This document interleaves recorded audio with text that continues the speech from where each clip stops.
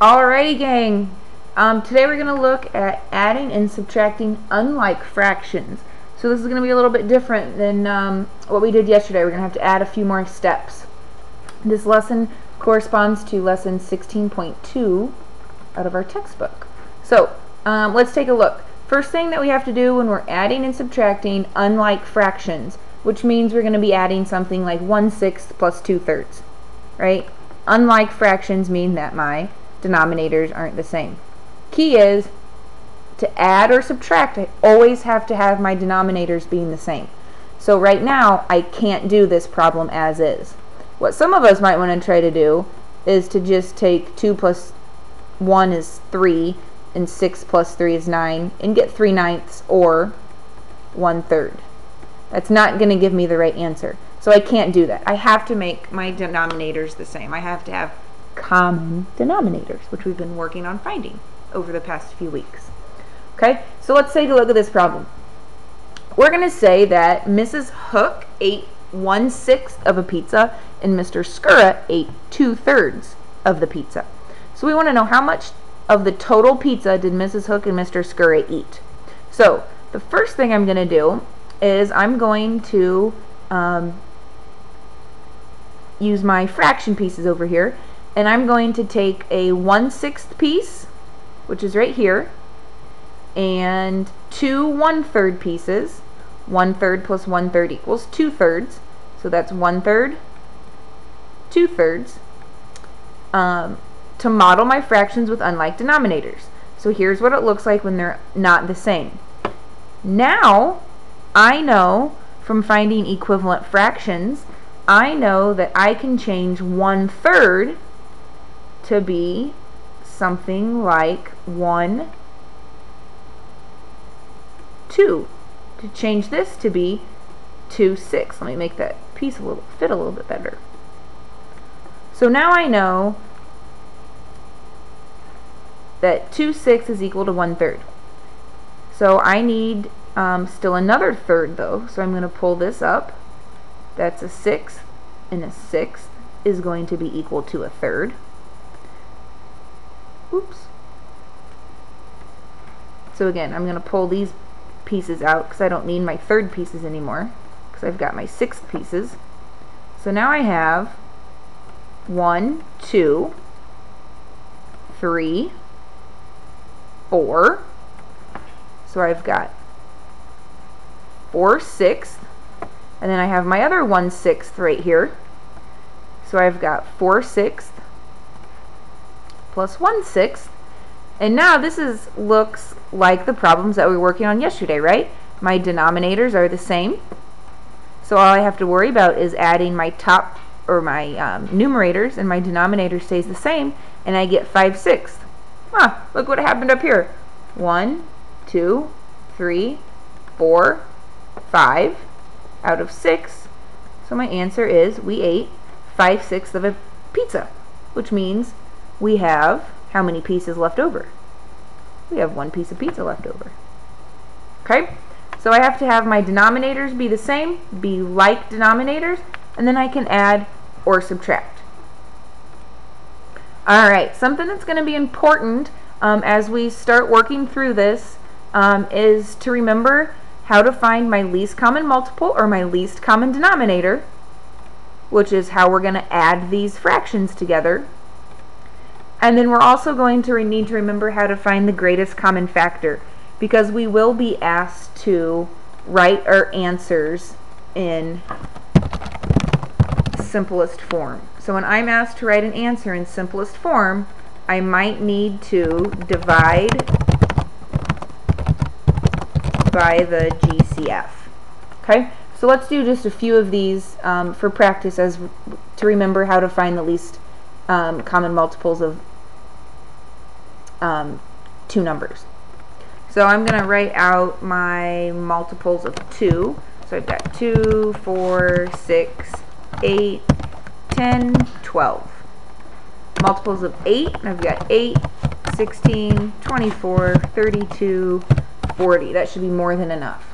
So I write out my multiples, then I'm looking for the first number that's in common. So 2 doesn't match up with 8, 4 doesn't match up with 8, 6 doesn't match up with 8. Ooh, here's an 8.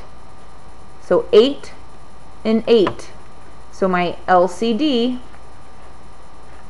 sorry, my highlighter's having problems today. LCD is equal to 8. Let's do, and then you can do these by yourself. Well, we'll do one more together. How about that? Let's do 3 and 6. So again, I'm writing out my multiples. 3, 6, 9, 12, 15, 18. That should be more than enough. 6, multiples of 6, 6, 12, 18, 24, 30. Now I'm going to look for the first number that's in common. So, ooh, here's a 6. Here's a 6. So what's my LCD going to equal? LCD is going to equal 6. Okay? So that's going to be important, that we need to be able to do that.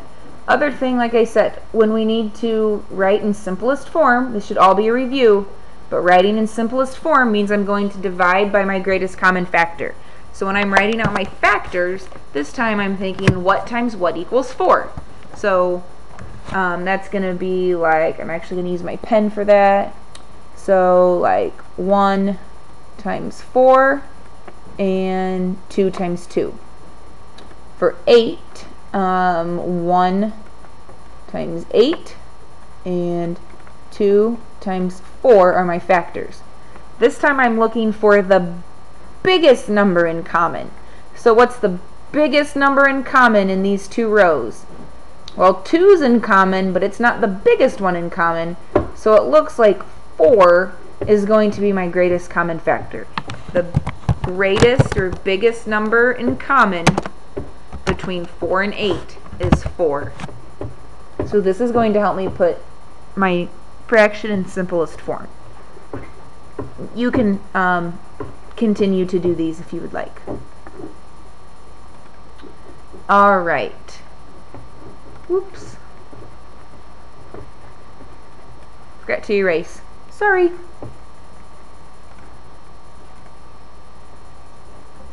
Alright, so we're going to have, you're going to be using your fraction strips that we've been working with over the past week and a half or so, and we're going to use those to help us model these answers. So if you don't have those out, be sure that you hit pause right now and get those out so that we can use those. And mine might look a little bit different. Alright, so here's my first question. 1/2 plus 1/8. 1/2 plus 1/8. So I'm going to set up my fraction strips. Remember, a fraction means something out of 1. So I have a half of something. So I'm going to compare everything to 1. So I've got a half of something and an eighth of something. And I want to know how much is this going to equal. So the first thing I have to do is I have to know how many eighths go into 1/2. So how many eighths go into 1/2 is like finding an equivalent fraction. So I have 1, 2, 3, 4. I have 4 eighths that can go into 1/2. So I have 4 eighths. And then I still have my other eighth over here. So 4 eighths plus 1/2 plus 1/8 is going to be 1, 2, 3, 4, 5 eighths. Okay, so once we find our common denominator, so notice that everything's out of 8. Once everything's out of 8, I can do exactly what we did yesterday and just add my numerator. That's how I get an answer of 5/8. Right, let's take a look at another problem. I've got 3/4. This time I'm finding the difference. So I want to know 3/4. Let me get my fraction strips arranged here. 3/4 and I am subtracting 1/2. So here's a half. So I'm looking for the difference here. Whoops. Wrong button, Mrs. Hook. There we go. Alright. So 3/4, 1, 2, 3 minus 1/2.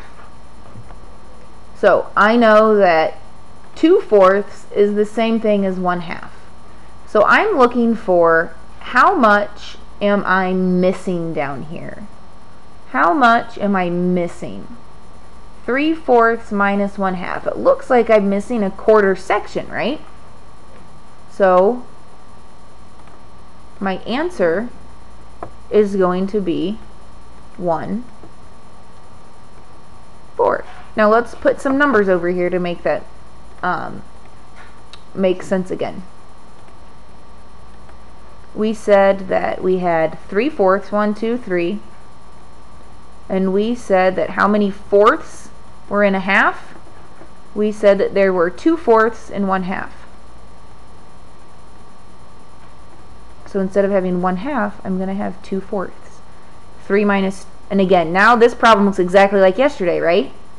So 3 minus 2 is 1. Denominators stay the same. Here's my 4. 4 stays the same with the 4. 3 minus 2 is 1. And that's what we said our answer was 1/4. Right. Now you're going to try the two problems on the right hand side. And when you come back, I'll have your answers for you. Alright, here's our answers. I've got both strip answers and numerical answers. So 1/3 plus 1/6 means I'm really going to have 2/6 plus 1/6, which equals 3/6. Here's why we needed to do greatest common factors. 3/6 I know can be reduced. To reduce that, I have to divide it by the greatest common factor, which is 3. 3 can go into 3, 3 goes into 6. 3 divided by 3 is 1, 6 divided by 3 is a half. So this is the only acceptable answer in simplest form. My answer is 1/2. Down here, 7/8 minus 3/4. I've got 7/8. Here's my 3/4. What's the area that's missing? Area that's missing is 1/8. Numerically, instead of saying 3/4, I can say that there's 1, 2, 3, 4, 5, 6. That's 6/8 is the same as 3/4. Now I have a common denominator of 8. 7 minus 6 is 1. Keep my denominator. I've got 8. Alright, here's our next ones that we're going to do together. I've got 1/4 plus 5/8. 1, 2, 3, 4, whoops. 5. 1, 2, 3, 4, 5. So how many fourths, how many eighths are in a fourth? I've got 2/8 and 1/4, so that means I'm really going to have 2/8 plus 5/8. So if I move these up here, how many eighths do I have? 1, 2, 3, 4, 5, 6, 7. So my answer is 7/8. Alright, down here I've got 5/6 minus 1/3. So my number that's on the left always goes on top. So I've got 1, 2, 3, 4, 5. 5/6, I'm sorry, minus 1/3. How many sixths are in a third? Well, we can see that there are 2. So we're going to take those 2. So how many tiles am I missing? Looks like I'm missing 3. So that's going to be 3/6. And we know that we can reduce 3/6. We can divide by the greatest common factor of 3 and get 1/2. So 1/2 should be my answer. You go ahead and try these, hit pause, and we'll come. Alright, answers are highlighted in yellow. So number 4, the correct answer is 7/8. Here's the numerical way. Here are the tiles. And number 8, the correct answer is 1/2. Here is the numerical way. And here are the tiles. I'm going to run out of space on my video, so I've got to close up shop, but you can pause this and look at it if you need to, and be ready for bell work tomorrow. See you then.